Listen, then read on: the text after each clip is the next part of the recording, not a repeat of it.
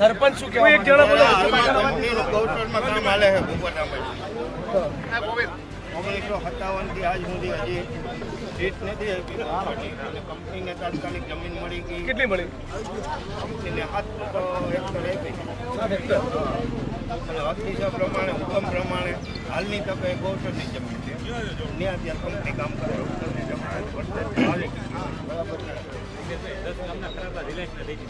ગૌશાળા લઈ દીધી. ખરાબાનો સવાલ જ ક્યાં? ભૂપત આંબેડકર બાજુમાં 3 કિલોમીટર.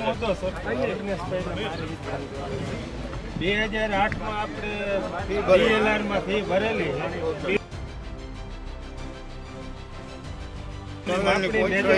કોઈ પણ જાતનું ઓથોરાઇઝ માણસો આવી અને અમને હે ને સ્ટેરિયોટાઇપ જવાબ આપી.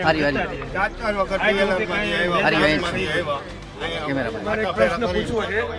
તમે આ બધી દુઃખની વાત કરી. માનો કે આખા ગુજરાતનું બોલે એક ગજબનું મહાસંમેલન બોલાવીએ. આપણે અહીંથી હરિદ્વાર સુધી જતા હોઈએ છીએ, ક્યારેક તો છે ઓરિસ્સા જગન્નાથ દર્શન કરવા જતા હોઈએ છીએ. એમ આપણે ખેડૂત મહાકુંભ જેવું અમદાવાદની આજુબાજુમાં ક્યાંક સરકારને ફી પાડી દેવું કરવું હોય તો તમારાથી કેટલા પોતાના ખર્ચે ભાડા ખર્ચી આ કરવાની જરૂર છે. આપણે ગામના આગેવાનો, ખેડૂતો, માલધારીઓ, પશુપાલકો, ખેતમજૂર ભાગ્ય હોય. ગામમાં ગમે એટલું બોલીએ પણ એક દી ભેગા થઈને તાકાત નહીં બતાવીએ ત્યાં સુધી સરકારને ઝાડા નહીં જાય. સરકારને ઝાડા કરે વાણી હે, વાણી પ્રમાણે હાલે હે.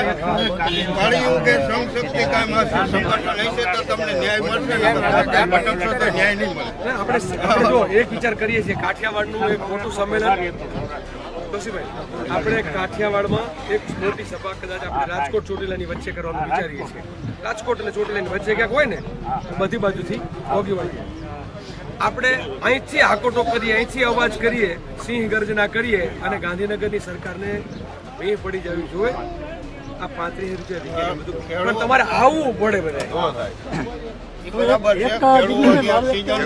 અત્યારે નહીં, આજ નહીં. પેલા મને એટલી ખબર પડે સરપંચ આજ નહીં.